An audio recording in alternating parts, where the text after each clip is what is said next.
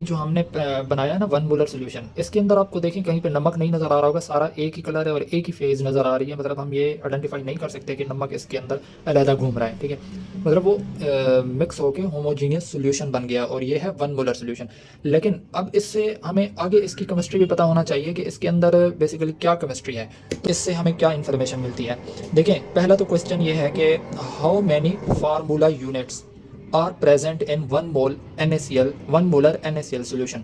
अगर आपको ये क्वेश्चन आ जाता है कि how many formula units are present in one molar NaCl solution, अब फार्मूला यूनिट किसे कहते हैं? मैंने आपको बताया कि आयोनिक कंपाउंड का जो ये सिंबल होता है ना, आयोनिक कंपाउंड का जो फार्मूला होता है उसको ही फार्मूला यूनिट कहते हैं, आयोनिक कंपाउंड का, ठीक है। जैसे NaCl है। अब फार्मूला यूनिट की वैसे मैंने इधर डेफिनेशन भी लिखी हुई है, the simplest unit taken as a representative of an ionic compound. मतलब सिंपलेस्ट यूनिट मतलब एक NaCl, ठीक है। एक NaCl जो के लिया जाता है एज अ रिप्रेजेंटेटिव, मतलब जो सोडियम क्लोराइड को रिप्रेजेंट करता है, जो इसकी नुमाइंदगी करता है कि ये जो हमारे पास जो चीज़ है वो है क्या चीज़, वो NaCl है। तो उसका मतलब ये सिर्फ हमने उसको जानने के लिए उसका सिंबल, नाम जो है सिंबल के साथ हमने लिख दिया है, और यही उसको ये हमें बताता है कि ये क्या है, नमक है, ठीक है। तो representative of an ionic compound is called formula unit. For example NaCl, मतलब जो NaCl, या मैं आपसे कहता हूँ सोडियम क्लोराइड को रिप्रेजेंट करने के लिए हमने जो इंग्लिश लेटर में जो हमने सिंबल लिया है उसको ही फार्मूला यूनिट कहते हैं, ठीक है। और वो एक एक को फार्मूला यूनिट, ठीक है, वो और सारे ये NaCl ही होंगे।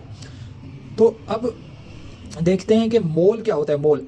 अब मोल से हमें असल में इस क्वेश्चन का मैं आपको आंसर कर रहा हूँ कि किस तरह हम इजीली जो है इसको एक्सप्लेन कर सकते हैं। देखिए, वन मोल, मोल क्या होता है? A mole is defined as the amount या mass of a substance that contains 6.02 multiplied 10 raised power 23 number of formula units, ठीक है।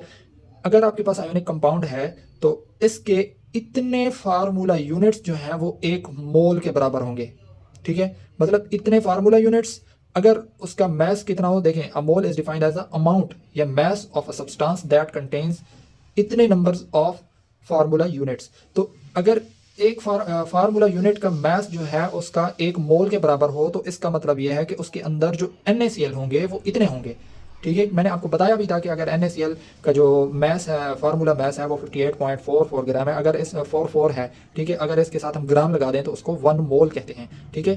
तो वही बेसिकली मोल की डेफिनेशन है, ठीक है। इधर मैं आपको एक मिनट दिखा भी देता हूँ। इधर हमने बात की थी कि 1 ग्राम फार्मूला ऑफ NaCl, इसका मैस 58.5 ग्राम, और इसी को 1 मोल ऑफ सोडियम क्लोराइड कहते हैं, ठीक है। ये दोबारा मैंने आपको, तो अब हमें इससे आंसर क्या मिला कि एक देखिए ना, हाउ मेनी फार्मूला यूनिट्स, तो फार्मूला यूनिट्स एक मोलर सोल्यूशन के अंदर या एक मोल NaCl के अंदर इतने होंगे फार्मूला। ये क्या है? ये एवोगैड्रोस नंबर है। ये एवोगैड्रोस साहब ने हमें बताया था 6.02 मल्टीप्लाई 10 रेज़ पावर 23 जो है वो किसी चीज़ के एक मोल में उसके पार्टिकल्स, आइंस या फार्मूला यूनिट्स की तादाद होती है, ठीक है। अगर किसी चीज़ का एक मोल लें तो एक मोल कैसे लेना है वो मैंने आपको बता दिया था। तो नेक्स्ट आगे हम चलते हैं, ठीक है। तो नेक्स्ट देखें, ये क्वेश्चन है कि in which form NaCl exist in water. अच्छा, मैं अब हमने ना सोल्यूशन बना लिया वन मोलर का, लेकिन इसके अंदर हमें केमिस्ट्री भी पता होना चाहिए कि इसके अंदर जो NaCl है वो किस सूरत में मौजूद होगा, ठीक है। क्या NaCl इकट्ठे ही फिर रहे होंगे या दोनों अलहदा होंगे, और वाटर के मॉलिक्यूल किस तरह फिर रहे होंगे, तो ये हमें दरअसल पता होना चाहिए इसकी केमिस्ट्री, ठीक है। तो अब हम ये बेसिकली यही चीज़ देख रहे जा रहे हैं कि NaCl एग्जिस्ट किस तरह करता है वाटर के अंदर। अगर हमारे पास प्योर वाटर है, हम समझते हैं कि H2O ही है सारा, ठीक है। तो इसके अंदर और कोई चीज़ भी नहीं है, और NaCl जैसे डाला है तो NaCl भी प्योर था, तो सारा NaCl और H2O है। तो इसके अंदर ये देखें, ये इस तरह होता है कि इन इट्स एक्वस फॉर्म, अब एक्वस फॉर्म बन गई है ये NaCl की, जो अभी हमने वन मोलर सोल्यूशन प्रिपेयर किया है। तो it is called a सेलाइन solution. अब मैंने अभी आपको बोतल के ऊपर भी दिखाया था कि इसको सेलाइन भी कहते हैं। अब वाटर के अंदर इसका सोल्यूशन बना लिया तो सेलाइन सोल्यूशन कहलाया, ठीक है। HCl, ठीक है। अब इसके एग्जाम्पल हैं HCl, NaOH and NaCl are strong electrolytes, ठीक है। ये इलेक्ट्रोलाइट्स हैं, स्ट्रॉन्ग इलेक्ट्रोलाइट्स, ठीक है। दे डिसोसिएट, मतलब ये टूट जाते हैं, डिसोसिएट, अलग अलग हो जाते हैं, completely into their ions in solution, ठीक है। ये मुकम्मल तौर पर अपने आयंस में तब्दील हो जाते हैं जैसे ही सॉल्यूशन में डालते हैं। मिसाल के तौर पे हमारे पास ये Na को मैंने येलो कलर से बनाया और Cl को रेड से। तो देखें, अब ये हमारे पास सोल्यूट था, ठीक है, जिसका हमने वेट लिया था 58.44 ग्राम। तो अब ये जैसे ही पानी के अंदर जाएगा ना, ठीक है, तो ये इस तरह, ये देखें, ये लेट्स सपोज कि हमने साल्ट डाला, ठीक है, और साल्ट डाला तो उस पहले क्या था, टोटल सॉल्वेंट था, वाटर था, वाटर के मॉलिक्यूल थे, और वाटर के मॉलिक्यूल ना, ये इसको हम ऑक्सीजन का साइज आपको पता है बड़ा होता है और क्लोरीन का भी बड़ा होता है, बनस्बत क्लोरीन का NaC सोडियम से बड़ा होता है और ऑक्सीजन का हाइड्रोजन से बड़ा होता है, ठीक है। तो ये अब देखेंगे वाटर के मॉलिक्यूल्स लेट्स सपोज कि हमने शो करने के लिए ना, दिखाने के लिए, समझाने के लिए ये इस तरह बना दिया है कि ये वाटर के मॉलिक्यूल्स है, ये ऑक्सीजन है और इसके साथ 2 हाइड्रोजन कान की तरह लगे हुए हैं, ठीक है। तो अब हम क्या है कि वाटर जैसे ही हम सोडियम क्लोराइड को डालते हैं ना, तो जब इसको हम हल करते हैं तो इसके अंदर क्या प्रोसेस होता है, वो ये होता है कि ये मैंने अब ना सिर्फ अगर आप इंटरनेट के ऊपर देखें तो आपको ना ये नेगेटिव और पॉजिटिव आयन शो हो रहे होते हैं। बेसिकली ये नेगेटिव और पॉजिटिव क्या है, नेगेटिव जो है क्लोरीन है, ठीक है, जिसको यहाँ पे मैंने रेड से बनाया और यहाँ पे वही क्लोरीन है, और येलो जो है इसके ऊपर पॉजिटिव चार्ज मैंने बनाया और ये सोडियम है। तो मतलब सोडियम के ऊपर पॉजिटिव चार्ज है और क्लोरीन के ऊपर नेगेटिव चार्ज है, और क्लोरीन का साइज बड़ा है और सोडियम का साइज छोटा है। तो जैसे ही हमने ये साल्ट डाला ना पानी के अंदर, तो हुआ यूं कि इनके दरमियान एक फोर्स थी, मतलब नेगेटिव और पॉजिटिव चार्जेस के दरमियान फोर्स थी, सोडियम और क्लोरीन के दरमियान। तो वाटर के मॉलिक्यूल्स के ने आके ना इनके ऊपर अटैक किया। ये देखिए वाटर का मॉलिक्यूल, अब जो वाटर के मॉलिक्यूल में भी 2 पार्ट हैं, एक पॉजिटिव पार्शियल पॉजिटिव और एक पार्शियल नेगेटिव। अब ये ऑक्सीजन जो है पार्शियल नेगेटिव है और हाइड्रोजन जो है वो पार्शियल पॉजिटिव है। ये यहाँ पर देखें, ये देखिए हाइड्रोजन पार्शियल पॉजिटिव और ऑक्सीजन पार्शियल नेगेटिव। तो जो ऑक्सीजन है वाटर का मॉलिक्यूल का ऑक्सीजन जिसके ऊपर पार्शियल नेगेटिव चार्ज है, वो इसके पॉजिटिव एंड को मतलब सोडियम को खींचने की कोशिश करेगा अपनी तरफ। और याद रखिएगा यहाँ पे जो ये फोर्स लगाएगा ना, वो इनके आपस के दरमियान की फोर्स से ज्यादा मजबूत होगी, इसी वजह से ये टूट जाएगा। मतलब Na और Cl आपस से इनका रिश्ता टूट जाएगा और फिर किस ये मतलब इनको जुदा कर लेंगे, कौन, ये वाटर के मॉलिक्यूल। क्यों? क्योंकि इनकी मोहब्बत इनसे ज़्यादा है, इनकी आपस की मोहब्बत से इनकी मोहब्बत, मतलब पानी के मॉलिक्यूल की और सोडियम के आयंस की आपस में जो मोहब्बत है वो इन सोडियम और क्लोरीन के दरमियान की मोहब्बत से ज़्यादा है। तो इसी वजह से ये जुदा हो जाएंगे, अलग हो जाएंगे, ठीक है। तो यहाँ पे देखें, ये साल्ट हमने जैसे डाला तो बस यही केमिस्ट्री है इसके अंदर के ऑक्सीजन जो है पॉजिटिव को अट्रैक्ट करेगा, सोडियम को मतलब, और हाइड्रोजन जो है इस पर पार्शियल पॉजिटिव चार्ज है, ये क्लोरीन को अट्रैक्ट करेगा जिसके ऊपर नेगेटिव चार्ज। तो होगा यूँ कि ये अलग अलग इनको लेके ना इनको घेर लेंगे, ठीक है, इस तरह। अब ये देखें यहाँ पे इकट्ठे थे तो यहाँ पे सोडियम अलग हो गया, ठीक है, ये येलो कलर का सोडियम है और इसके ऊपर पॉजिटिव चार्ज है। तो यहाँ पे सोडियम अलग हो गया और इसके गिर्द ना वाटर के मॉलिक्यूल आ गए, और जो ऑक्सीजन था वाटर के मॉलिक्यूल के अंदर उसने ना इसको, इसके दरमियान जो है एक फोर्स क्रिएट, मतलब बॉन्डिंग फिजिकली जो है फोर्स क्रिएट हो गई सोडियम और इसके ऑक्सीजन के दरमियान, ठीक है।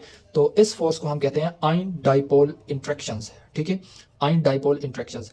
तो ये एक अलहदा ही फिर इसके मतलब कंसेप्ट है, वो फिर बाद में हम डिस्कस करेंगे। बहरहाल ये आप यहाँ पे याद रखेंगे, इसको आयन डाइपोल अट्रैक्शंस कहते हैं, और ये फिजिकल अट्रैक्शन होती है, ठीक है।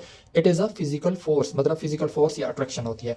तो अब क्लोरीन के साथ क्या होगा, क्लोरीन को हाइड्रोजन, ये देखिए हाइड्रोजन ने इसको घेर लिया और इनकी अट्रैक्शन, इन्होंने क्लोरीन और हाइड्रोजन के दरमियान जो है फोर्स ऑफ अट्रैक्शन डेवलप हो गई, तो जिसको हमने आयन डाइपोल अट्रैक्शंस कहेंगे, इसको भी और इसको भी।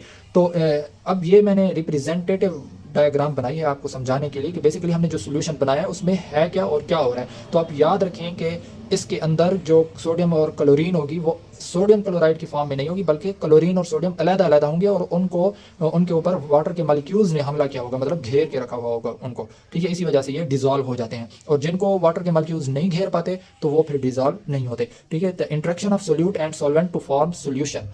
अब ये मैंने इंट्रैक्शन बेसिकली शो की हैं आपको। ये क्या है, इंट्रैक्शंस हैं, किसकी, सोल्यूट की एंड सॉल्वेंट की, क्या, to form a solution. Solution इन्होंने बनाया है, उसमें सोल्यूट और सॉल्वेंट। देखिए ये क्या है, ये सॉल्वेंट है, वाटर के मॉलिक्यूल सॉल्वेंट हैं जो एक्सेस मिकदार में, और ये जो आइंस हैं ये रेड, और ये सोल्यूट हैं NaCl, ठीक है, जो कि कम मिकदार में थे, सही है। तो ये फिजिकल फोर्सेस हैं। जैसे ही हम हीट करेंगे, when we heat the solution water evaporates and salts is left in the beaker. जैसे ही अगर हम इससे दोबारा साल्ट गेन करना चाहें तो हम क्या करेंगे, हीट करेंगे, सारा पानी उड़ जाएगा और नीचे जो हमारे पास बर्तन के अंदर साल्ट बच जाएगा। तो मतलब ये जो फोर्सेस हैं वो फिर हीट से ये फोर्सेस वीक हो जाएंगी, ठीक है, तो पानी इनको छोड़ के भाग जाएगा और जो है हमारे पास सिर्फ NaCl बच जाएगा। अच्छा, लास्ट बात ये है कि अगर हम काउंट करना चाहें, if we count the total number of anions and cations, ठीक है। अब आइंस की 2 किस्में होती हैं, एक एनाइंस मतलब जिनके ऊपर नेगेटिव चार्ज होता है, और दूसरे कैटाइन जिनके ऊपर पॉजिटिव चार्ज होता है। जैसा कि सोडियम क्लोराइड की सूरत में एनाइंस जो है वो क्लोरीन है, कैटाइन जो है वो सोडियम है, ठीक है। तो अब हम देखते हैं कि टोटल एनाइंस और कैटाइंस कितने होंगे, ठीक है, मतलब टोटल आइंस कितने होंगे और उसमें कितने कैटाइंस और कितने एनाइंस होंगे। These are as follows. अच्छा, अब हम काउंट करते हैं, देखें अब हमने फार्मूला यूनिट जो है, एक फार्मूला यूनिट के अंदर दो आइंस आ रहे हैं, एक कैटाइन है और एक एनाइन है, ठीक है, दो आइन है। तो अब देखें एक फार्मूला यूनिट, अब एक मोल के अंदर इतने फार्मूला यूनिट हैं 6.02 मल्टीप्लाई 10⁻23। तो अब एक फार्मूला मतलब एक मोल के अंदर इतने फार्मूला यूनिट है, इतने NaCl हैं। तो एक NaCl में कितने आयंस हैं? दो। तो दो के साथ मल्टीप्लाई करें, या इतने यूं समझ लें कि इतने Na हैं और इतने Cl हैं, ठीक है। तो इतने और इतने इनको जब ऐड करेंगे तो हमारे पास आंसर आता है 12.04 मल्टीप्लाई 10⁻23। तो इसके अंदर टोटल जो आइंस हैं, मतलब उसमें कैटाइन और एनाइन वो इतने हैं। ये बात आप याद रखिएगा, ठीक है, क्योंकि रीजन यही है because one formula unit contain two ions, for example sodium and chlorine, sodium and chloride, ठीक है। स्टूडेंट आपसे फिर लास्ट में यही रिक्वेस्ट है कि कमेंट करके लाजमी ये बात बताएं कि आपको वीडियो कैसी लगी और कितने % आपको समझ आई। सिर्फ आपका कमेंट जो है वो मेरे लिए बहुत इंपॉर्टेंस रखता है, ठीक है, एज अ न्यू यूट्यूबर, ठीक है। तो सिर्फ आप जो कमेंट करेंगे तो इससे मैंने जो मेहनत किया है उसका मुझे सिला जो है वो मिल चुका है। ये देखें, ये केमिकल है, इसके ऊपर ना इसकी लिखी हुई है, नेम्स भी लिखे हुए हैं, इसकी सारी इन्फॉर्मेशन देखें। तो ये लिखा हुआ है कॉमन साल्ट। तो कॉमन साल्ट का मतलब ये है कि आम नमक, ठीक है। ये इसके बेसिकली सोडियम क्लोराइड तो इसका नेम है और इसको कॉमन साल्ट भी कहते हैं, ठीक है। हेलाइट भी कहते हैं इसे, रॉक साल्ट मतलब चट्टानी नमक भी कहते हैं, ठीक है। सेलाइन भी कहते हैं इसे, और सोडियम क्लोरिक या सोडियम क्लोराइड या सोडियम क्लोरिक भी इसको कहते हैं, ठीक है। टेबल साल्ट भी कहते हैं। लेकिन एक बात याद रखिए कि ये लेबॉर्ट्री केमिकल है, ठीक है। ये देखें, ये लेबॉर्ट्री केमिकल लिखा हुआ है। तो ज़्यादातर ये लेबॉर्ट्री पर्पज़ के लिए यूज़ होता है, ना कि आम खाने में डालने के लिए। ये इसका फार्मूला लिखा हुआ है, केमिकल फार्मूला, सही है। और नीचे एफ डब्ल्यू का मतलब है फार्मूला वेट। फार्मूला वेट देखें, ये ना एक मोल का उन्होंने लिखा हुआ है 58.44 ग्राम, जो कि अभी हमने कैलकुलेशन किया और मैंने आपको बताया कि 58.44 ग्राम जो है हमने अगर हम NaCl का लेंगे तो वो एक मोल होगा। तो ये एक मोल का फार्मूला वेट इन्होंने लिखा हुआ है, फार्मूला मैस भी इसको कह सकते हैं।